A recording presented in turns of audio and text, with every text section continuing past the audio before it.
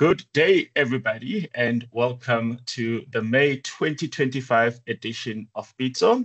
My name is Kasi Tole, and over the next few minutes, up to an hour, I will be facilitating a conversation between two very prominent South Africans who've got a lot to say about what we've seen in the past 24 hours and also since February this year. My first panelist is Professor Jannie Rossouw, who is an economist at the Wits University School of Economic and Business Sciences, and also Prince Mashele, who is a political scientist. So, of course, we've referred to this as Budget 3.0, and everybody does understand that, well, yesterday was a third iteration of the country trying to table a budget proposal. Remember, we still don't have a budget yet. All we have is just a proposal.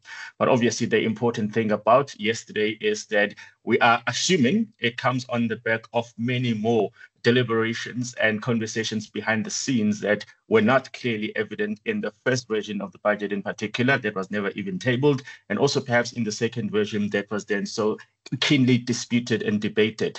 We'd also like to hear from you, so please do make use of the chat function, and if we have time, we'll be able to field some of your questions to our panelists as we go through this particular conversation. Professor Rossouw, I'd like to start with you first. I mean, you've been observing budgets for many, many years, and obviously what you've seen since February perhaps reflects a change in the way in which these things are done. We finally tabled something yesterday. Is it the final version? Good afternoon, Kaya. Thank you for the words of welcome. Thank you to Northwest University Business School for inviting me to participate in this Pitso. I look forward to sharing ideas with Prince Mashele. I have difficulty with the surname, with my speech impediment. I'm very sorry that I just cannot switch on the camera. I want to start just one step back, Kaya. Some sources claim that Vladimir Lenin once said, there are decades where nothing happens, and there are weeks where decades happen. I want to reduce this to say there are weeks where nothing happens, and there are days where weeks happen. So yesterday was one of those days where weeks happened. We had Budget 3.0, but other than that, we also had our president visiting the White House. So it was really a very big media day, a very big day in our history. And our focus today is on the budget, of course, but we have to see this budget within the framework of the visit of President Ramaphosa to the White House yesterday. To focus on the budget, I can only hope that this budget is approved. We cannot afford Budget 4.0. It takes a lot of effort, takes a lot of energy, and it really erodes the confidence of investors in the government of the country to be able or not to be able to table a budget. Thanks, Kaya. Thanks for that intro, Professor. So, Prince, I mean, yesterday was version 3. Is this the ultimate one, or is it yet going to be another question of back and forth and trade-offs and fights and disputes, and then something else happens? What's your take on what you heard yesterday?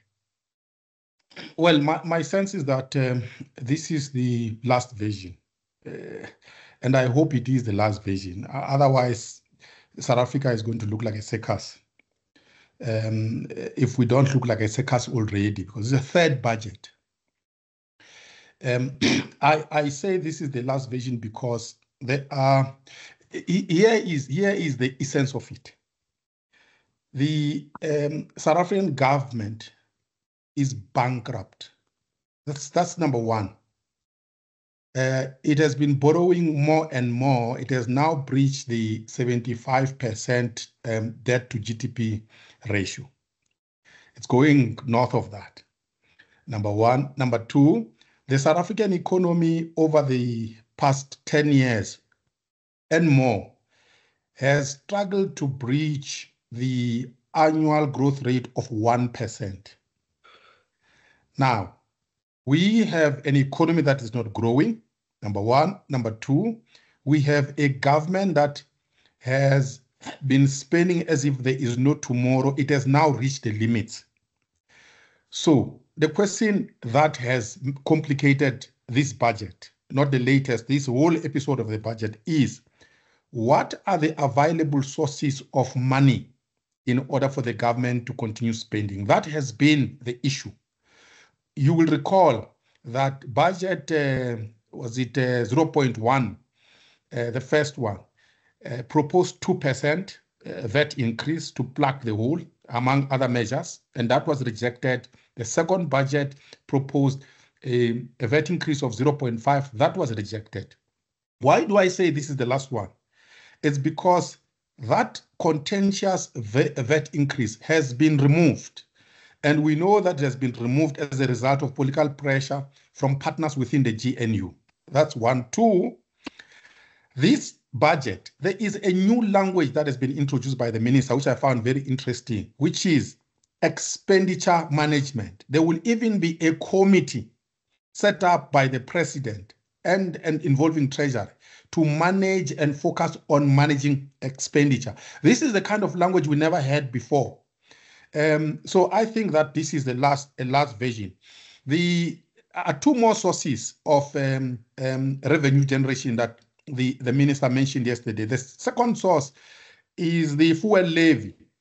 I know that those in opposition, such as MK, they have already expressed disagreement with that.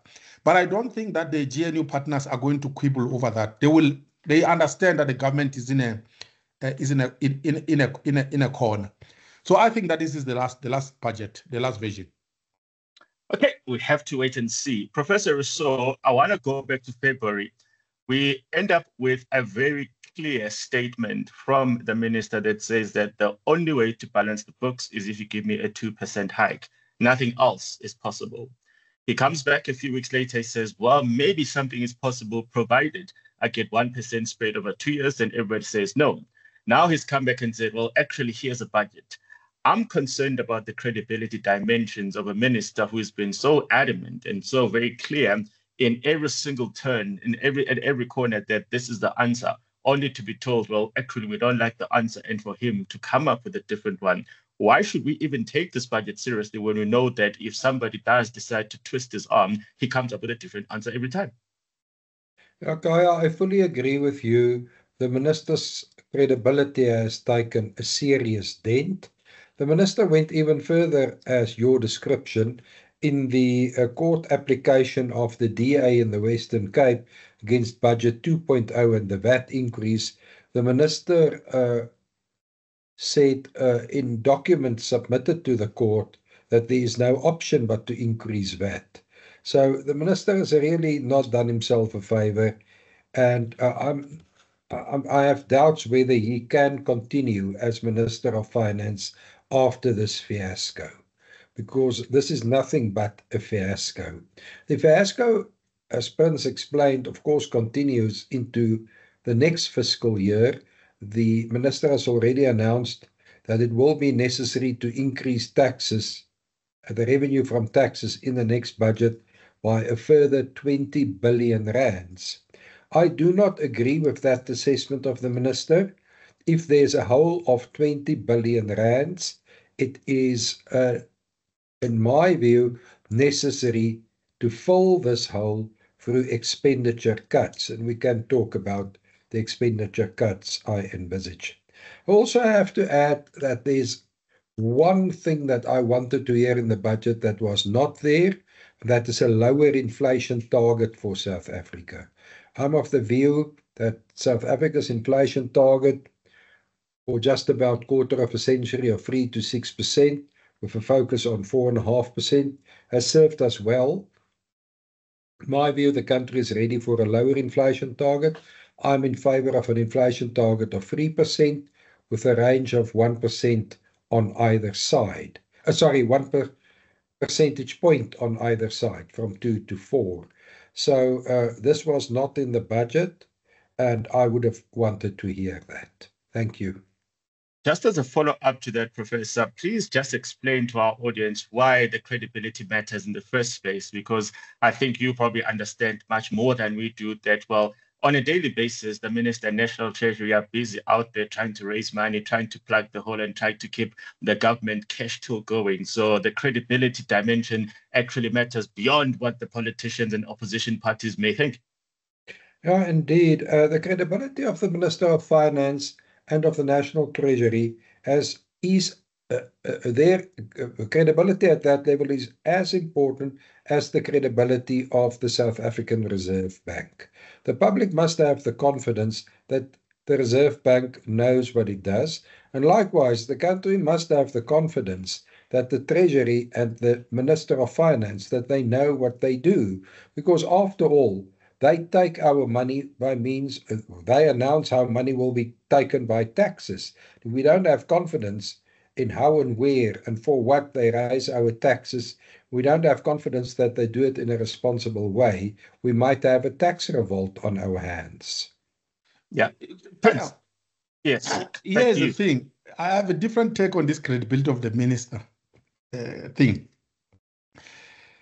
You see, we are where we are in terms of our budgetary crisis because of the mess created by the political party of the minister, the ANC. So let's not hide behind the bushes here. So the minister and his party have already lost credibility in the eyes of observers. Now, enters new partners in this government of national unity who were not there before when the minister and his party were creating this mess. And that's the DA and other smaller parties. The international observers and domestic observers understand that the entry of these new players in that government has actually injected an element of credibility. The government had already lost credibility. So the point here is that this budget no longer belongs to the minister. It now belongs to the government of national unity. It has actually been taken from the hands of the minister. If it was not taken from the hands of the minister, there would have been a 2% VAT increase. That's what the minister wanted. And he even went to court to argue in that direction. So I think that the observers must understand that the dynamics have changed. The budget is no longer in the hands of one individual called the minister. It's now in the hands of players who constitute the government of national unity. So if the government of national unity adopts this budget, I think it will have more credibility than a budget that would have been presented by a minister from the ANC with an ANC government that doesn't include other parties. So I think this budget, it will be more credible from that perspective. The challenge with that, Prince, is that even budget version 2.0 would have essentially gone across the line had it not been for the fundamental flaws in the processes. And in that sense, I'm simply saying that the minister and the ANC thought they could get it across the line without the DA. And if that budget had passed, would you still regard it as a credible budget on the basis that it had the inputs of every other fringe player that is attached or associated with the GNU, but with the explicit exception of the DA, as we saw materializing under version 2? No, that budget would have lacked credibility. Here is the thing. I mean, let's be honest about it. The biggest components of the GNU, and these are the consequential component, and these are the players that the international community is watching, and all sound observers are watching, is the DA and the ANC. The smaller parties, I understand, are part of it. But what happens on the side of the ANC or what happens on the side of the DA matters to observers internationally and domestically. So when the ANC is seen to exclude the DA in decision making, that actually undermines the credibility of that of whatever decision that government is making. Equally, if the DA, by the way, goes outside the GNU and make pronouncements that undermine the GNU, that also undermines the credibility of that government. So no, the second budget would not have been credible without the support of the DA. Even this budget, by the way, if the DA were not to support it, it would not have the credibility. My sense, and I hope that the DA will support it, and the ANC has already supported it because its minister has presented it. I think if these two components support it, the budget will have credibility. It doesn't matter what the smaller parties say, honestly speaking. Professor Rousseau. Sorry, can I just respond to something that Prince has just said? Yes, please. Prince, if I understood you well, you said the budget was tabled because the ANC supported it, this budget 3.0. It follows then that Budget 2.0 could only have been tabled in March by the Minister of Finance if it was supported by the ANC. And then when things went horribly wrong, the Secretary General of the ANC said, you see, there's no VAT increase coming. The ANC is supporting the people to make sure that there's no VAT increase. So I'm a bit confused here. If in the one instance a budget, the fact that it's tabled means it is supported by the ANC, and in the other instance, if it's tabled, it's not supported by the ANC. So my conclusion is that we cannot automatically accept that it has the ANC support. Or am I misunderstanding something? Yeah, you are misunderstanding something, Prof. Let me clarify. Here is the thing. Godongwana is a Minister of Finance representing the ANC. I mean, that's a fact. And has been appointed by the president of the ANC. I cannot imagine, even in my sleep, that Godongwana would wake up and go to parliament in the morning to present a budget that is not supported by his party. I cannot imagine that happening. What am I saying? All the three versions that Godongwana has tabled before parliament, the ANC has supported all of that. The party that has not supported the previous two versions, we know, is the DA. They didn't support that. So then the last version, which is the latest, the third, and I said my sense is that the DA will support it. And my argument is that if the DA does not support it, this budget will not have credibility. So yes, the ANC supports all the versions that have been presented because Godongwana is a minister of the ANC. So in other words, if the Secretary General of the ANC after Budget 2.0 was not supported in Parliament and the ANC then turned around and said they never supported a VAT increase, does this mean that the Secretary General of the ANC is speaking with a forked tongue? Is he lying? No, Prince, just to explain, I'm actually looking through the various media statements that the ANC issued in the aftermath of Budget 2.0, where they explicitly say that they never ever supported a VAT increase in the first version or the second version. Now, you and I may take the view that the Secretary General of the ANC and the spokesperson are lying, but that is not on record. I have a suspicion that they are. So there is indeed a confusion here where you say that the minister doesn't do it until the ANC gives the go-ahead, and the ANC has said it twice already this year that they never gave the go-ahead as a party to the two versions that had the VAT. Yeah, but we know how the ANC operates, Kaya. You see, the politicians do lie. I'm not sure if you remember a premier of Mpumalanga called Ndaweni Masangu. Yeah, he told us from the ANC that no, we politicians lie. So that fact we know. It has been acknowledged by the ANC itself. Here is what happens. The way the ANC operates in terms of the budget. Before a budget is presented, there is a caucus in parliament of the ANC. Before the minister goes there to present to the caucus of the party, the minister doesn't go straight to parliament before the caucus of the party meets in parliament. So Mbalula may say whatever he has said. If the ANC did not support the previous versions, I insist, the way we know the ANC to operate, the minister would never have stood in parliament to present that.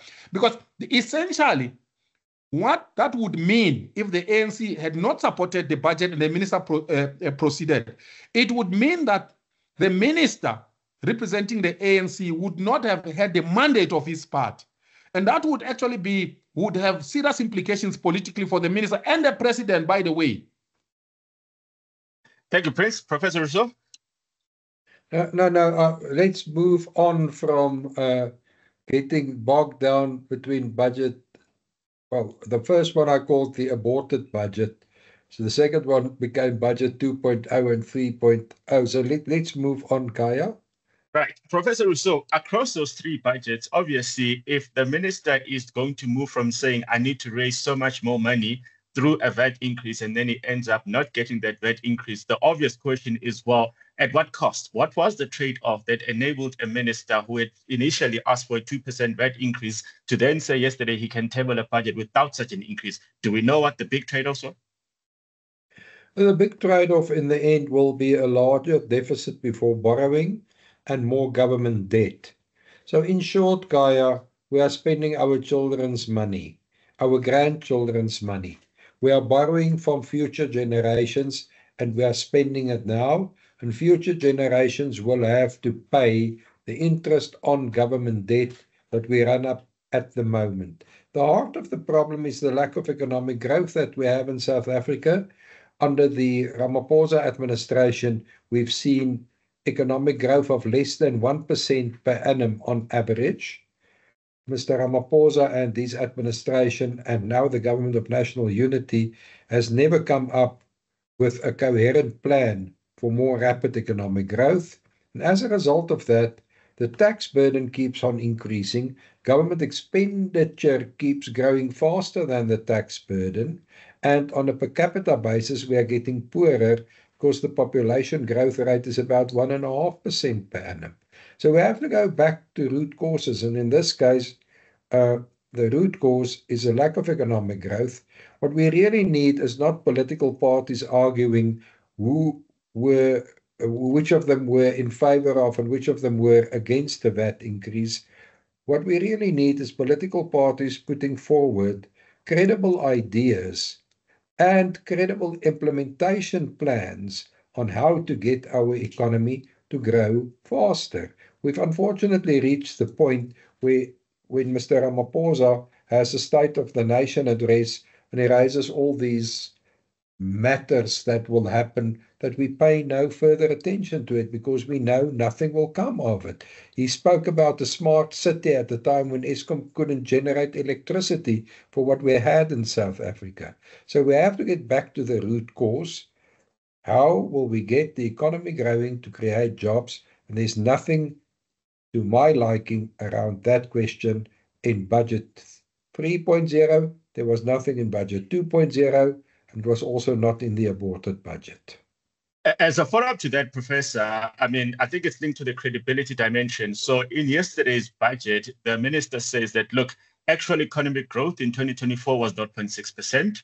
His estimate for 2025 is 1.4%, 2026 is 1.6%, and 2027 is 1.8%. In other words, over the medium term, the minister alleges that we're going to triple our economic growth. Now, whether he's right or wrong, I'm more curious about, well, if we haven't done it for the past 15 years, if we haven't reached anything close to a 1.5% in the past 15 years, what would be the instruments of execution that would lend any sense of credibility to these projections? We're going from 0.6. He's essentially saying that we're going to triple our growth rate within the next 3 years. Surely there must be a very clear explanation of what the arsenal is. What are these instruments that are going to get us moving there? And in the absence of that, should we take this number seriously at all?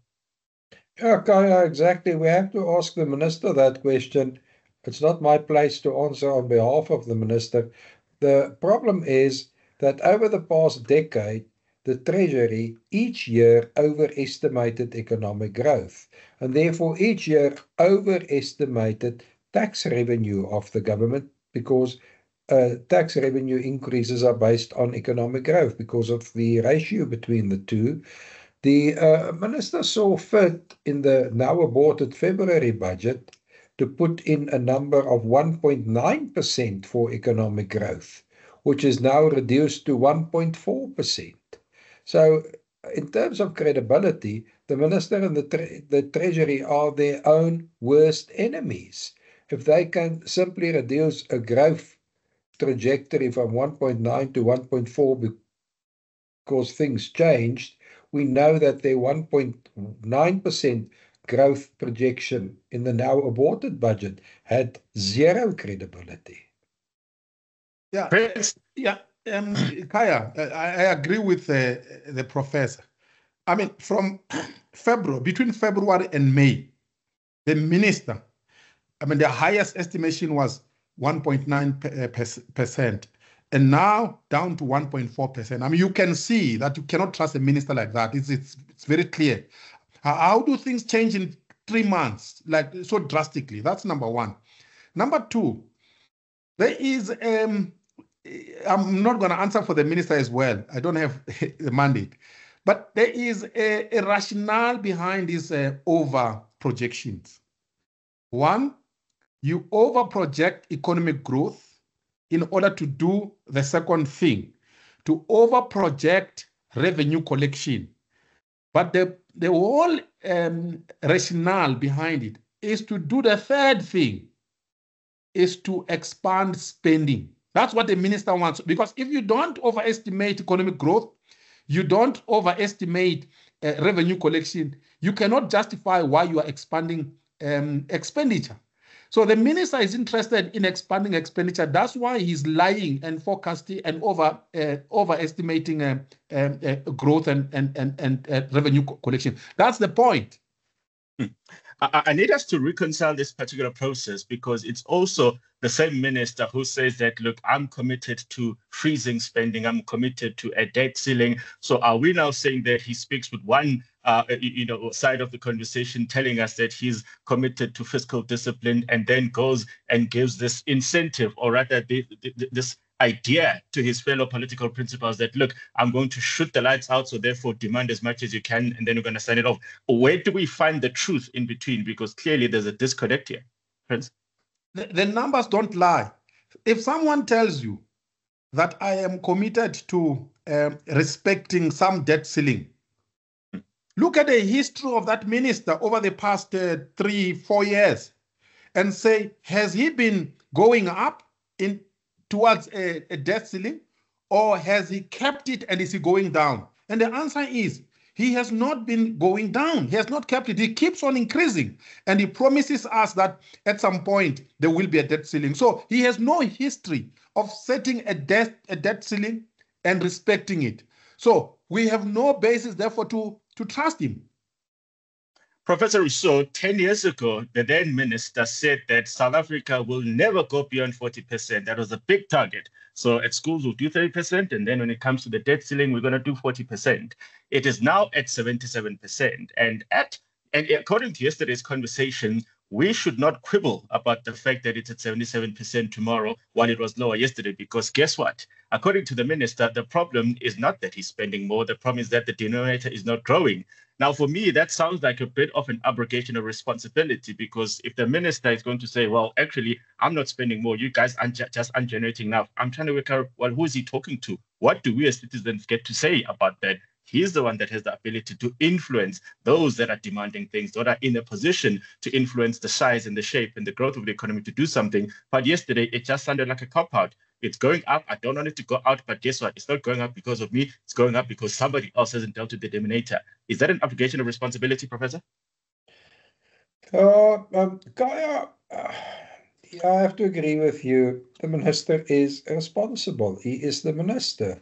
He gets the big perks, he gets the big car, he gets the official residences, etc. He's the minister. He's responsible. My feeling is that somewhere back, a decade or more ago, there was a view that the economy of South Africa will grow at 3% per annum, indefinitely.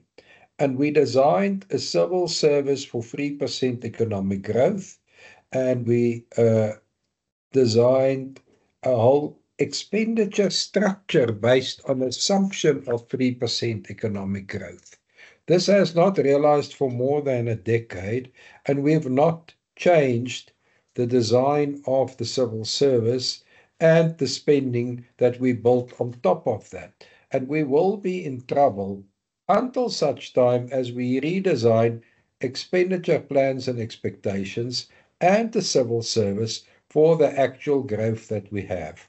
The second point that I have to make, because I've made it so many times, is of course the way in which the government spent over the last 10 years. I was the person who said 10 years ago that the government should give away SAA. It's going to be a big drain on the fiscus. Now, the government in the meantime has given SAA something like 41 billion rands. SAA might or might not make a profit this year, but it means that the government has simply paid away 41 billion rands that could have been used more sensibly. So there's a long history of vanity projects of the ANC government. And until such time as we get rid of vanity projects, we will stay in a fiscal crisis as we have at the moment. So get rid of the vanity projects, reduce the whole administration for an economy that grows between 0.5% and 1.5%, somewhere around 1%, until we have other evidence. We've not redesigned the civil service, we've not redesigned the expenditure framework. And by the way, with redesigning the civil service, I have to make the point that we have first world regulation and third world application of regulation. We also need to sort that out. We are a completely over-regulated economy. We need to sort out our regulation for an economy to serve an economy with a low growth trajectory. Prof, I will come back to you about the question of the 1 trillion rand infrastructure spending that has been mooted. But Prince, I want to come back to this issue of the vanity project. So SAA is a good example. South Africa needs an airline industry. South Africa has an airline industry. So there seems to be a problem of how this government, well, in its previous iterations, managed even the assets that had the possibility or the capacity to be viable.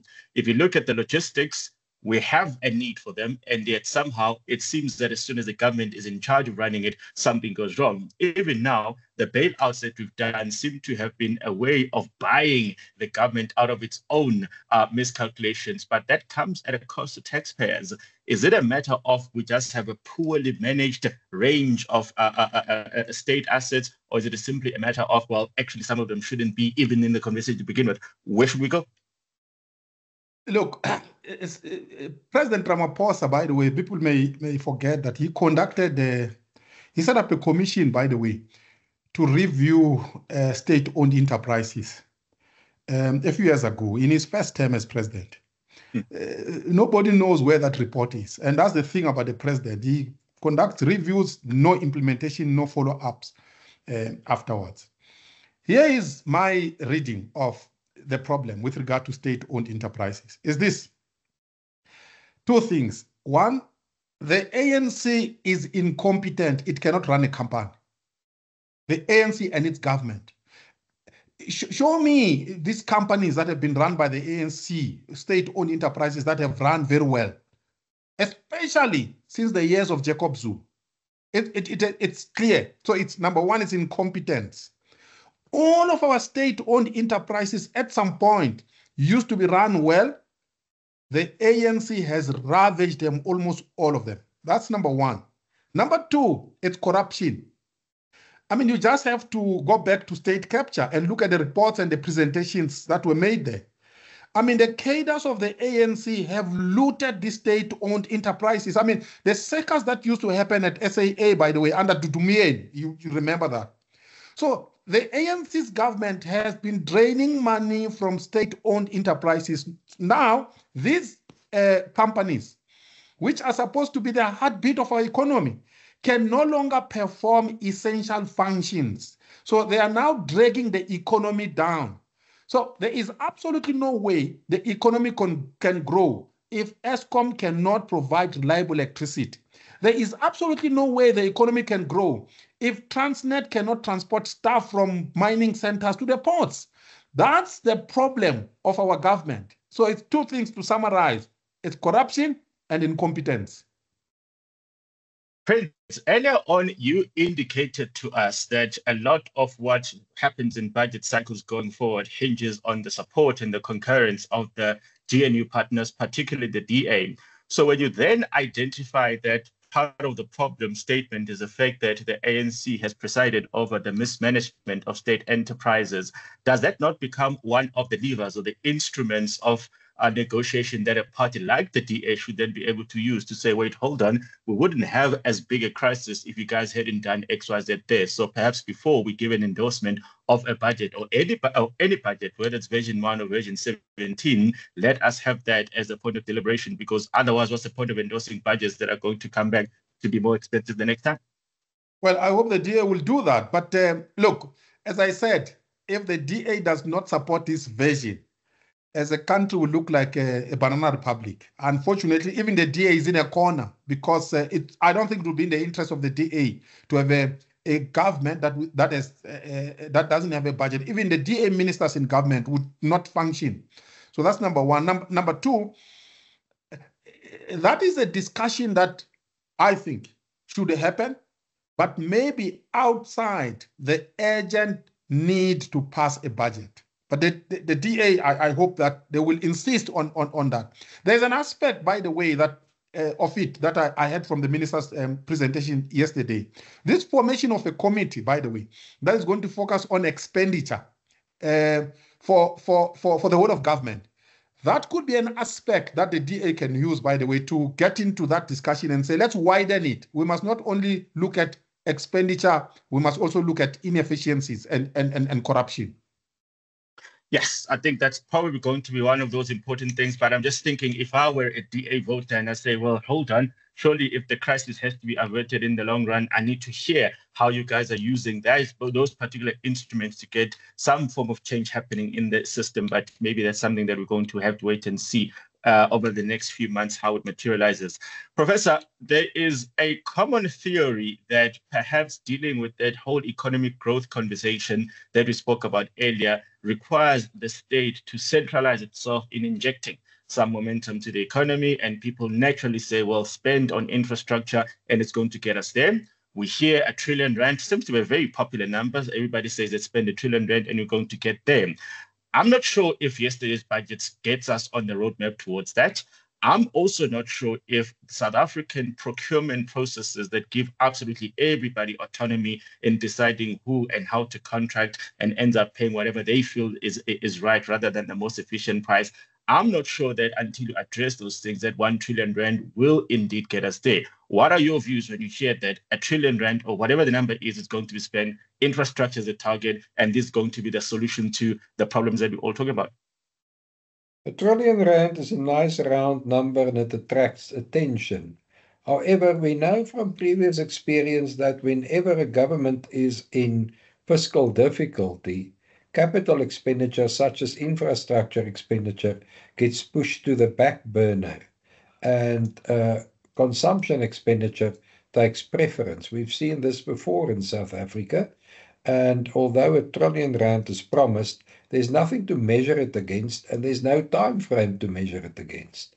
And if you have plans with no time frame and no rollout to measure against, it's not a plan, it's a dream that will change into a nightmare very, very quickly. However, you make another important point. The government has a duty to provide infrastructure, especially in as much as the infrastructure becomes public goods for which you cannot charge a user charge, that you cannot exclude usage with a market mechanism. However, the government cannot start businesses. The government must enable private businesses to flourish in an environment where they can then employ people and thus create employment. So for me, this is a bit like Operation Vulindlela 2.0, which reads like a wish list. When I last counted, there are 20, if I remember well, there are about 15 or 20 objectives in Vulindlela 2.0. Give us a plan and a time frame with 3 elements. Then we can keep the government accountable, we can measure, and we can see successes. Go small steps. So for me, the most important thing in South Africa is get municipalities to function. Clean our cities, clean our towns, fix our roads. If municipalities function, small businesses will be established in those functioning municipalities, and those small businesses will employ people. And our biggest crisis in South Africa is employment. This is what we need, not a Boland Leila plan with 15 objectives or a promise of R1 billion infrastructure spend. Give us something with a plan that we can measure. We've never had this from the Ramaphosa administration for anything. Prince, Professor Rousseau has a couple of ideas, and he has a couple of statements that I think are worth definitely contemplating on. However, I think you and I know very well that the ANC's economic policy orientation is ideologically fixated on what the old Soviet Union model used to be all about. And I think the term of the commanding heights of the economy still prevails in every single iteration of an ANC economic policy conversation.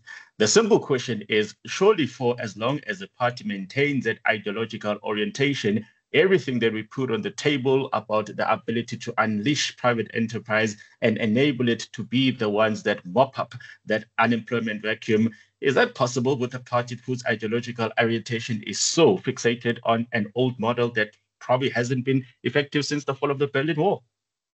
Well, I think you're giving the current ANC too much credit.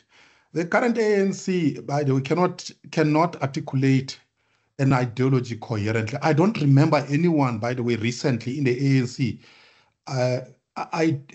articulating an ideology of the ANC coherently. The bit I can remember is Fikile Mbalula mentioning a phrase called mixed. We are pursuing a mixed economy. That's what I remember. So that ANC you are talking about, it's no more, by the way. The real ANC is a bunch of incompetents. They don't know how to run anything. I mean, that's the crux of the matter. And you see, if we try and sophisticate this stuff, we will miss the big point. Just go to every municipality, small or big, run by the ANC and look and see for yourself. Go to Mangaung if you want. Go to Standerton. I mean, there's a story of a chicken business in Standerton that is spending, a private sector company spending 10 million a month on things that the government is supposed to provide, such as roads, such as water, for example. So the problem here is not some ideology. The problem here is an incompetent government that cannot run things. So whatever the plans they present, they are incapable of implementing whatever plans they present. What they are capable of doing, by the way, is to steal money. That, unfortunately, is where we are as a country. The tragedy of our time. Professor Rousseau, this particular budget that we saw yesterday seemed to have found a low-hanging fruit in the fact that the fuel levy seems to be where the minister went in order to try and get some form of revenue. And of course, that increase in the fuel levy has been frozen since the beginning of 2022 because of what the invasion of the Ukraine did to the fuel prices. Now we see that that's the place that he's gone to. Is it enough to plug the gap that he told us needed to be plugged? The increase in the fuel levy is not enough to plug the gap, as you very nicely put it, Kaya. Please remember that fuel levy increase, like a VAT increase, will of course reflect in the calculation of the inflation rate. This is a strange thing in inflation calculation. Indirect taxes show up in the increases in indirect taxes show up in the inflation rate. Increases in direct taxes do not show up in the inflation rate. I honestly do not want to make this an inflation lecture, Kaya. If necessary, we can talk about that on another occasion. But the minister had to fund money somewhere. By the looks of it, we are over the top of the Laffer curve in terms of personal income tax. We cannot raise personal income tax more. Our tax buoyancy for personal income tax is already below 1.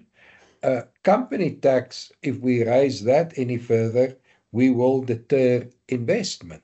So the minister, he cannot raise VAT. So his options of raising tax very, very limited.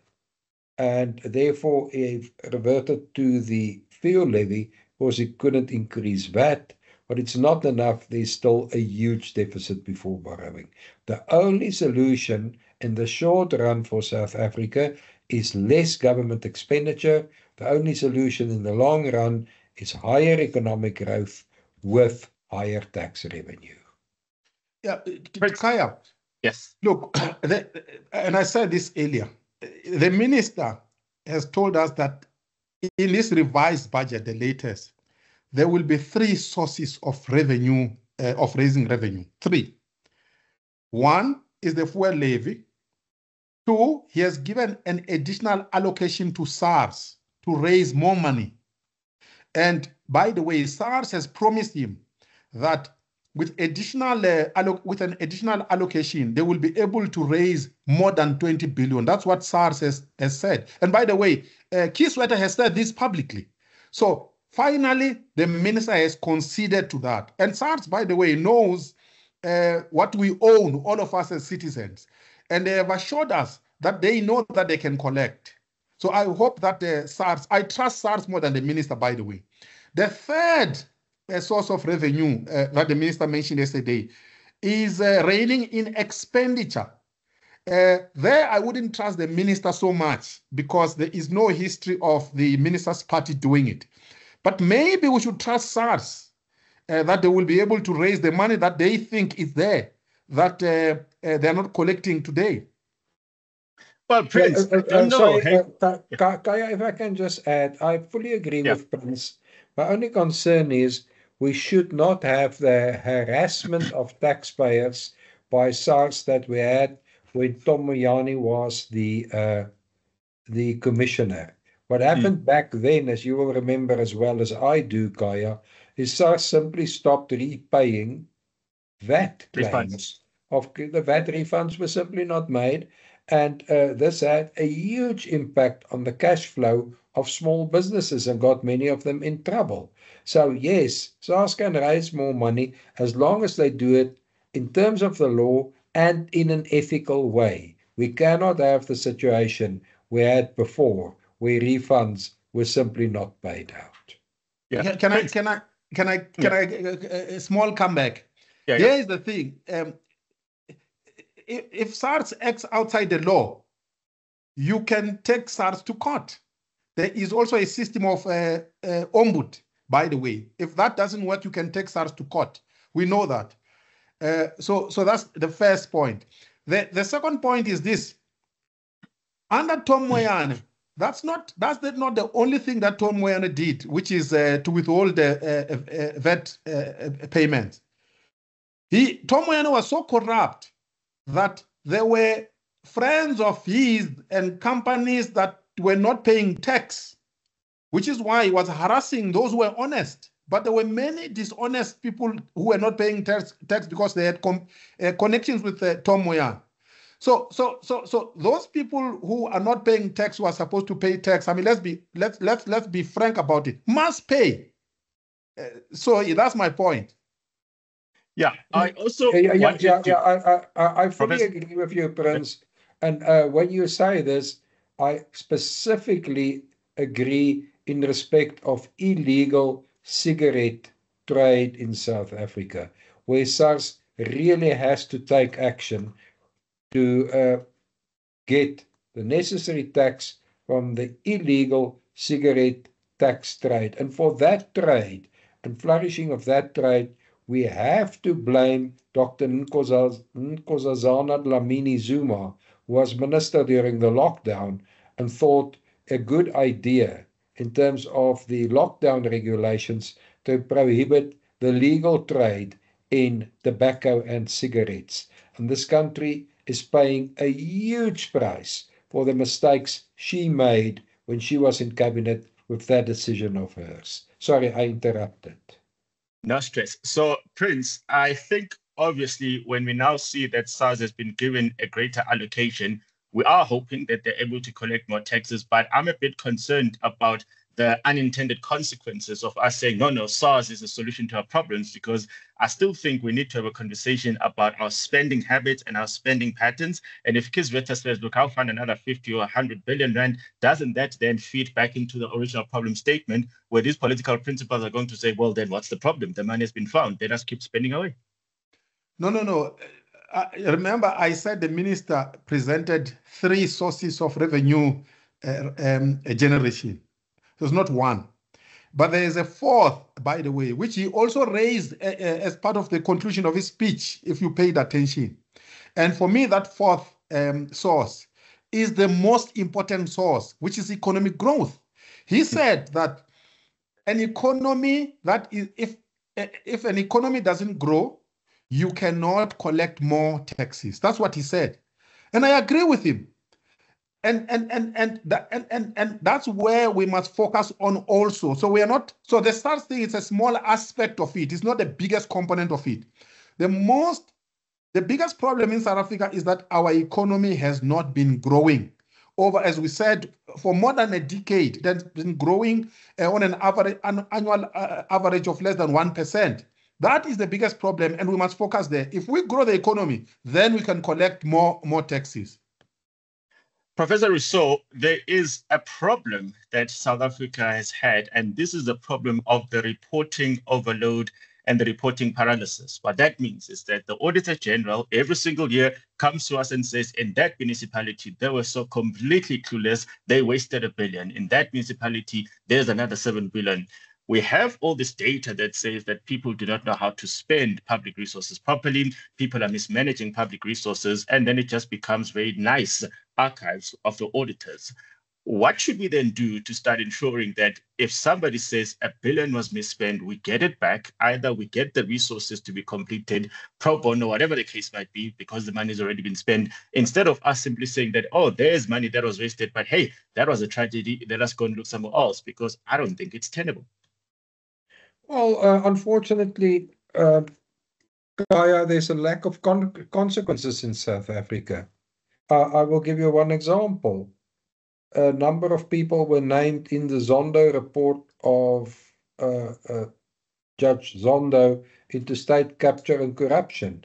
And exactly nothing has happened. And when I last looked, I have the feeling that some of the people named in the Zondo report, they still have seats in parliament, and is there perhaps one that is still in cabinet? So there's a total lack of consequence for these actions. And if this is the example we get at the top executive level, that there are no consequences for mismanagement and misbehavior, this runs through the whole system. After all, a fish rots from its head.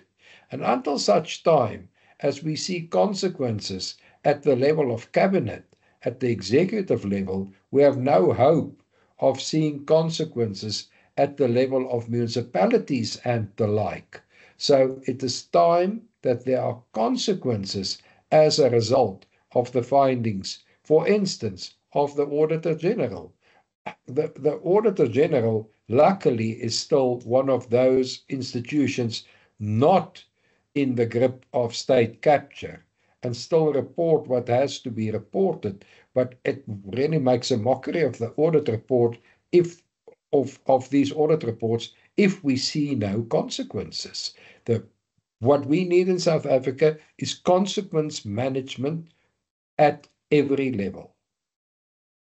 Prince, the minister has threatened to do things better, to do things differently going forward, and we assume that means it will be a more consultative process around the building of the budget rather than the ambush that everybody accused him of having unleashed on them in February this year. If we are to get into a better budgeting process, what should be the 1 or 2 key things that we do differently, not only to have a budget passed, but to also do so responsibly in a manner that doesn't leave South African citizens bearing the brunt of it all? Because even now, either through the fuel levy or through the lack of adjustment on personal income tax brackets, we are paying the price for what has been happening in the past 3 months. Transparency. You see, the way it used to happen before the government of national unity, the ANC fellows a small group of them would sit somewhere plan and be advised by deployees in Treasury, deployed by the ANC, and they would produce a document, and this document eventually will go to an ANC caucus, and it would be rammed down our throats. We would watch television and would be told what's going to happen. Now, politics has changed now. The ANC can no longer do it that way. They thought they could, but they now know that they can no longer. So the one thing that must happen going forward is that before a budget is presented in Parliament, there must be transparency. The minister must actually appear in public and tell us what are the pillars that is grappling with. And then the political parties must respond to those pillars, and society must have a discussion about it, so that eventually the budget that is presented in Parliament is actually a result of some kind of national consensus. If the government doesn't do it that way, we are going to have these 3 versions or even 5 versions of a budget. So I think it's transparency what needs to happen going forward. Professor Rousseau, what did you do differently now that the minister has conceded that his current model simply didn't work out? It was probably more embarrassing than anything else, actually. We will need to get concurrence of this acknowledgement from the whole cabinet. The one other thing that I will do, if I had any power in this country, I would ask President Ramaphosa to start reading newspapers and at least look out of the window of his car when he's being rushed around in his motorcade, so that he can see that the country is falling apart. He was shocked the other day when he looked around in Johannesburg before the G20 meeting. Yeah, I thought he comes in Johannesburg very often. Does he never look out of the window of his car or the window of a building? The place has been falling apart under an ANC municipal manager and an ANC mayor for the last 20 years. So what we need is for our president to wake up. He conducted himself well with Mr. Trump yesterday. We now need him to start focusing on South Africa, fire incompetent people, and start getting service delivery in South Africa. We are only a year away from municipal elections in 2026. We are only 4 years away from national elections in 2029. We need to see action. It must start with President Ramaphosa. Thanks. A final word from you. Thank you, Professor. Well, my final word is that this whole circus, even though I regret that it makes us look like a banana republic, there is a good element in it, in the sense that here we are, you and I, debating the budget, even though we're debating it afterwards. Before, by the way, this whole thing was not an open process, it was closed. So the fact that we have a more complicated political situation, I think is good for the country, because it means that there is now an element of accountability. Those who are running government can't just wake up in the morning and present a budget and ram it down our throats. So the space has opened up, and as a nation, we need to welcome this. Thank you very much. And I suspect over the next few days and few weeks, when the budget is being debated and ultimately voted on, we're going to get much more insight into really what it is that the priorities of this particular administration are, and whether even its own GNU partners are indeed going to sign up for that. So thank you very much to my 2 panelists. I'd like to hand over back now to Pete to give us the vote of thanks.